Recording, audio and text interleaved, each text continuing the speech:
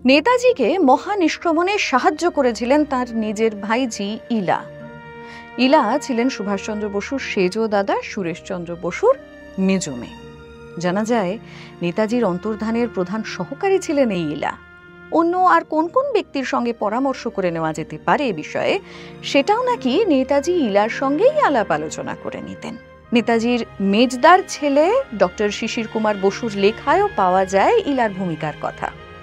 জানুয়ারি 1941-এর যে রাতে নেতাজি গৃহত্যাগ করেন, ইলাই নাকি ছিলেন সেই দিনের প্রধান দায়িত্বে। ভাই বোনেদের সঙ্গে নেতাজির জন্য বন্দোবস্ত করে দিয়েছিলেন পোশাক, ওষুধ সহ যাবতীয় প্রয়োজনীয় জিনিসের। নেতাজি চলে যাওয়ার ঘণ্টাখানেক পর তার ঘরের আলো নিভিয়ে দেওয়ার দায়িত্বেও ছিলেন ইলা। মহানিষ্ক্রমণের আগে নাকি ভাইঝির কপালে চুম্বন করে গড ব্লেস ইউ বলেছিলেন নেতাজি।